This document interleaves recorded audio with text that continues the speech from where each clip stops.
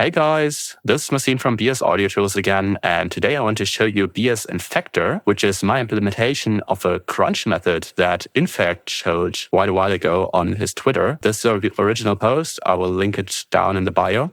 B.S Infector takes the same concept shown in the video by Infekt and builds up on it and improves it a little. This video is structured in 3 parts. First, we'll talk about the basics and why this device is actually better than the original method used by Infekt. Then we will have a look at all the features of the device and see how it can crunch a bass sound. And after that, I will show you how you can use it a little more subtly for some other effects as well. So first, let's dive into the theoretical basics. For that, I have set up this little chain here where we just have a simple sine wave going through a ring mod and then an EQ to visualize what is happening. I will not play it because it sounds quite horrible, actually, because it's just a sine wave, but you can see clearly what is happening here. For now, I will disable the ring mod, and now you can see that we have just a single sine wave going on here. As soon as we enable the ring mod, which is at roughly 50% right now, you will see that so-called sidebands result from the ring modulation. And those sidebands are the original frequency minus the ring mod frequency and plus ring mod frequency. If we increase the dry wet to 100%, the original sound will cancel out and we will just be left with the sidebands. This is how the crunch essentially works. It just adds harmonics, or rather inharmonics, above and below the sound. And this is also why it sounds so fat, because it does not only do that in the high end like normal distortion does, it also does that in the mids, which adds some really nice body to the sound. Now let's come to the part where my implementation is actually a little better than the original method proposed by Infekt. Let's say the original sine wave is a lot lower, so roughly around 80 Hertz, which is where the cutoff will usually sit. As soon as we start to introduce some ring modulation, you will see that the sidebands start to bleed inside the sub-bass area, especially when we ring modulate with low frequencies. This means that down here in the sub-bass, we will get some phase cancellation and some weird wonky sounds, which we obviously don't want. So what Infector does is that it essentially filters out all the additional low-end harmonics that we do not want to have inside that sound. So now let's hop over to the Infector itself and see how it can transform a sound. For that, I set up this little bass one-shot here, and let's first hear it without Infector. Sounds quite nice on its own. Once we enable it, you can already hear the effect a bit. Right now it sounds quite dull. That's because we do not let any of the original sound through and have just the ring modulated sound. So let's quickly go over the UI and see how the different parameters would affect the sound. The crossover sets where we split the sub and the high frequencies.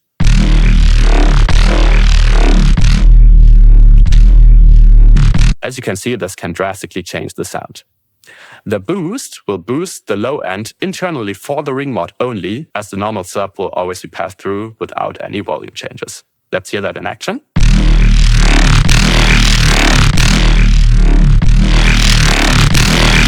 As you can hear, when we turn that up, the effect can become quite aggressive very fast. Then below that, we have a little visualizer that shows how those controls down here would affect a sine wave that goes through the device. Those effects are applied to the sub-bass before it goes into the ring modulation. So we have a bias knob here, which adds a bias to the sub-bass.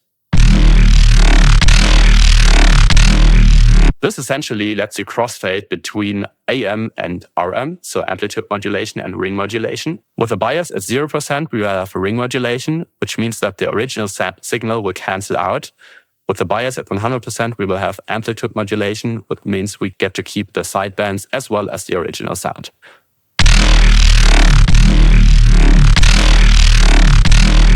The rectify lets us rectify the wave, and this will add some additional harmonics to the sound.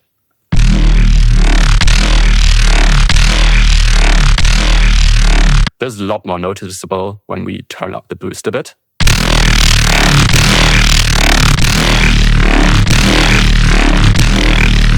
As you can hear, we can get some really nasty sounds out of that already. Now with the amount, we can dial in the amount of ring modulation that's actually happening.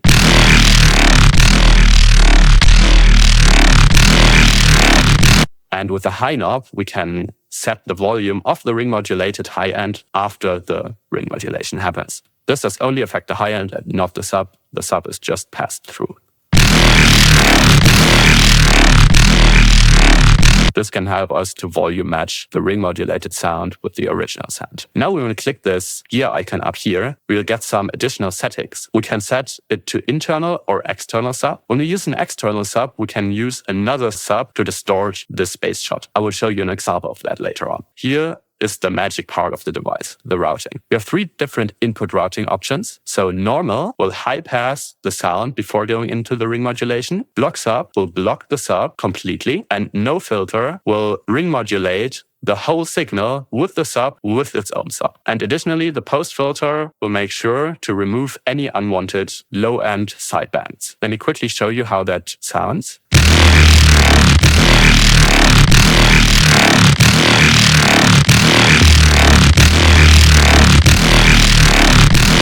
When we go into the block sub mode and have the post filter on, you can see that there will be no sidebands going on in the low end.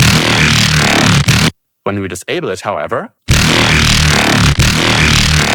you will see all those sidebands going on that will end up muddying up our sound. And last but not least, we have this little experimental sub -12 semitones knob here. This essentially pitches down the sub bass only internally by 1 octave to give the impression of a deeper sub without actually having a deeper sub.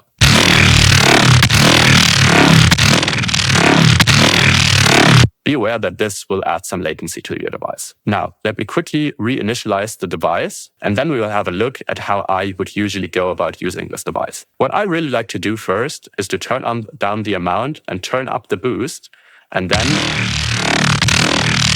slightly dial in the effect as needed. Play around with the rectifier and the bias a little. And rebalance the sub and the low end together with the high knob. Now you can also set the crossover to something that works for you. And as you can hear, we added some really nice crunch and clarity to that sound. Great. Now let me show you how we can use that whole effect a little more subtle. For that, I prepared this little demo beat with a pad sound here.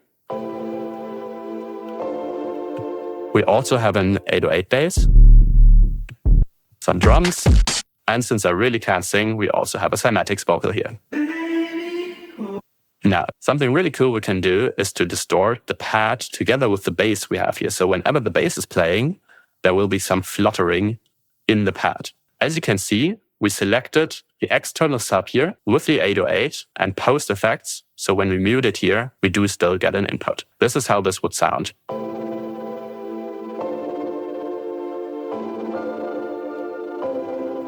And as you can hear, the frequency of the fluttering is actually following the pitch of the bass, which is really, really nice. Here we also activated the sub -12 because it gives a slower fluttering, which sounds a lot better in this case.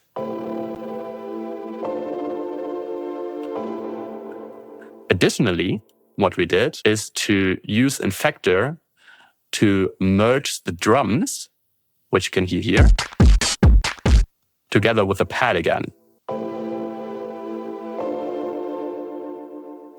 What this does is to add a little bit of crunch whenever the drums hit, which makes a big difference when we try to merge the 2 sounds together and get them into one space. You can hear a little A/B demo.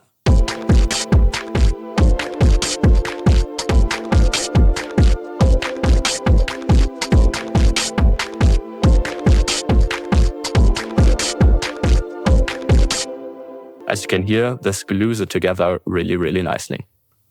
Last but not least, we also can use Infektor on vocals. Once again, we have the external sub selected and routed it to the sub bass. So when we play the vocal, you can hear that it's fluttering really nicely together with the sub bass. Baby, hold me. You don't know me like I know you. I hope that gave you a little insight on B.S Infector and how you might use it. If you're still not sure if this is the right device for you, you can always download our demos and try them for yourself.